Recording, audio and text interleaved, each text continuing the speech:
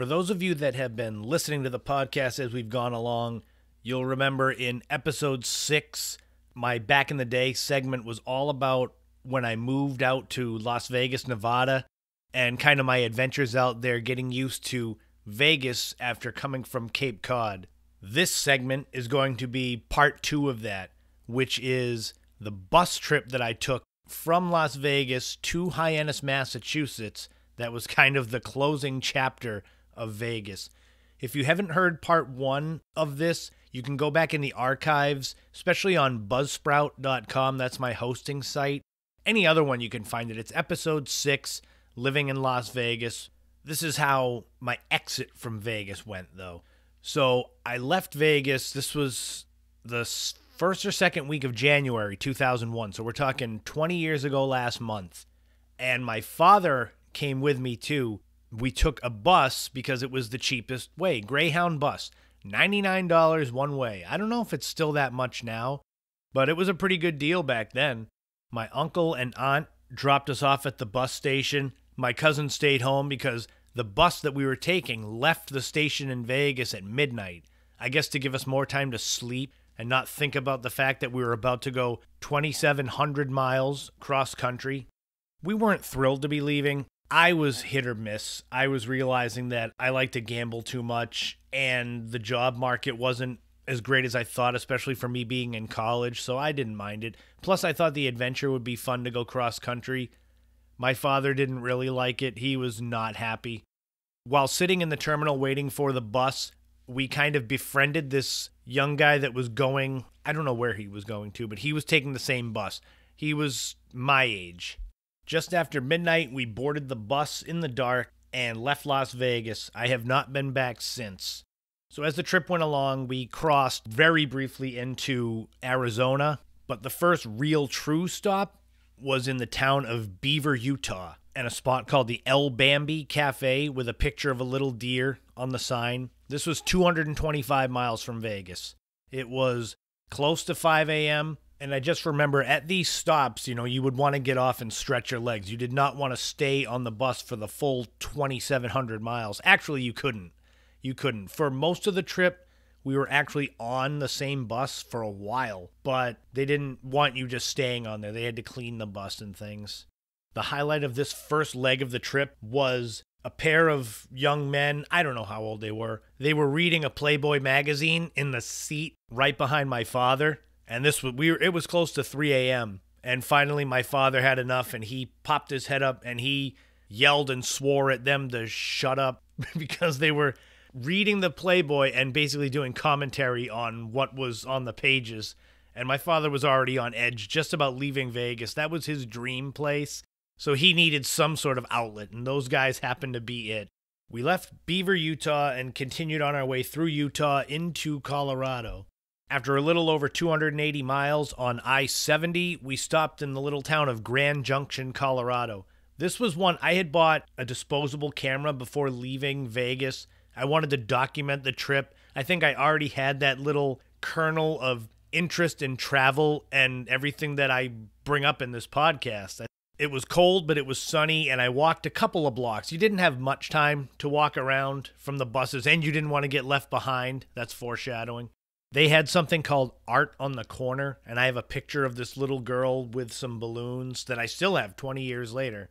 It was around this time that I decided to buy some sleeping pills from this little convenience store at one of the bus stops. It was one of those brands that you have no idea who they are, but it's more or less like I just wanted to have the opportunity to sleep if I had to. So I bought this unknown brand of sleeping pills, and they came into play because I took one when we were leaving Grand Junction, and boy, did it work. When we stopped at the town of Eagle, Colorado, about 120 miles from Grand Junction, these sleeping pills were just kicking the hell out of me.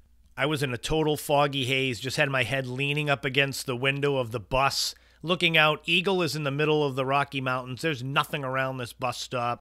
We were getting ready to leave, and everybody seemed to be on board the bus, and as the bus was pulling away, that same young guy that I had told you that we met in Vegas, that we had chatted with, he came running out of the convenience store, and in my sleeping pill-induced stupor, I thought everything was just a hallucination or a dream, and I must have just zoned out, and he ran up alongside the bus, and I just smiled, and we drove away and left him in Eagle. And before you worry, he caught up with us. I think it was at the next stop, and he was not thrilled. He shot me daggers in his stare as he walked by. He wasn't my friend after that. But it wasn't my fault. It was the sleeping pills. We continued through the Rocky Mountains and through Denver. It's pretty scary going down the winding roads in the Rocky Mountains when it's snowy. I thought that was going to be the end right there. Denver was nice. Walked like a block through Denver. One of the big highlights on the trip for me was the tiny town of Ogallala, Nebraska, on the western part of the state, about 200 miles east of Denver. Ogallala is tiny.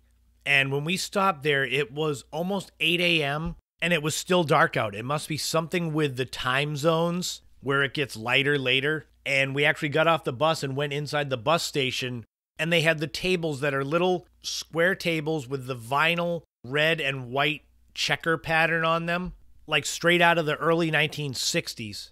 And as I looked at these tables and the tiny bus station, and it's dark outside at 8 a.m., I finally looked at my father and I said, maybe we crashed. Maybe the bus crashed, because this place seems like it's straight out of the Twilight Zone. For years after that, once we got back to Cape Cod, I just remember my Nana always laughing at the name of the town of Ogallala. We continued through Nebraska, through Lincoln and Omaha, into Iowa and Des Moines. One thing I noticed as we went through the Great Plains was the amount of Sinclair gas stations. I had never seen those before. The big green sign with the brontosaurus on it, that became one of those symbols of the trip. Eventually, we got all the way through Iowa, and we stopped in Walcott at the I-80 truck stop, which is the largest truck stop in the world. It's literally like a mall with trucks all around it. I got to go take a little walk around there, but a lot of these places, the main thing was the bus taking us back to Cape Cod. So even if I saw places I wanted to explore, I had a very short window, or else I'd end up like the kid that got left behind in Eagle, Colorado. Just a few facts though, the Iowa 80 truck stop has 900 spots for trucks, and it's 100,000 square feet. So it's pretty big, and considering some of the other bus stops that the Greyhound bus stopped at that were no bigger than a closet, this was amazing to see. Like I said earlier, usually they wanted you to get off the buses so they could clean them at certain stops, but you always had the opportunity or the option to stay on the bus. That was different in Chicago though. So we're like 2 days into this trip, and it's early in the morning, and we get to Chicago, and the bus driver gets on and first of all warns us, don't go into any dark corners because there are pickpockets all over the bus station, which naturally freaks me out. And then he says, you all have to get off though. It's like being on a boat in shark-infested water and being said, look, there's all these great whites out there, don't go near them, but now get off the boat and swim. That's how it was. In the town of Elkhart, Indiana, a little over 100 miles east of Chicago, I thought I was about to get my comeuppance for allowing that kid to get left behind in Eagle, even though I still say it was the sleeping pills. Most of us got off the bus at the stop and headed over to a McDonald's. There was also a Sinclair gas station, of course. I was near the end of the line, and I mean like there was one or two other people behind me, and I kept thinking, oh God, the bus is going to leave me behind as payback. And someone ahead of me brought that up, saying, oh God, I hope the bus driver doesn't leave without me. And the woman that was right behind me said he better not leave because I'm his wife, and I'll make sure that he suffers if he does. So I got kind of lucky that one of the only people that was behind me in the line was the wife of the bus driver. When I tell you those sleeping pills were strong, I have these memories of this trip, and they're very crystal clear, but there are chunks of this trip that are just lost to history because of the sleeping pills. One example was we stopped at State College, Pennsylvania. It was only, I don't know, half hour, an hour after we left State College that I checked my bag that I had my carry-on, and I had stuff there that I had apparently bought in the convenience store and had no memory of even getting off the bus. I was grateful to have snacks, but I had no memory of even getting off the bus to go get them. That's how strong those pills were. I'm actually glad I don't remember the brand, because God knows if I had those now and took them, I don't know how long I'd sleep. I'm a lot older than I was then. Eventually, we got back to the bus station in Hyannis on Cape Cod. It was after sunset.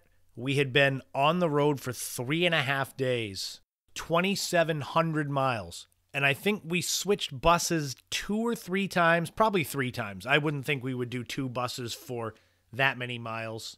Like I said at the top, my father didn't want to leave. He hated the whole trip. Me, I found it to be an adventure. So much so that now I do these travel trips. I've been doing them since 2010. I'd love to do more. I would love someday to do that same road trip in reverse. Hyannis out to Las Vegas. Periodically, I check to see if some of these places I remember seeing are still there. That's why I know the Bambi Cafe is still there in Beaver, Utah. And I'd love to stop at Ogallala just to go to like the Chamber of Commerce and tell them my Nana loved the name of your town. She would laugh every time, and she would say the name and just laugh. That would end up being the longest road trip of my life.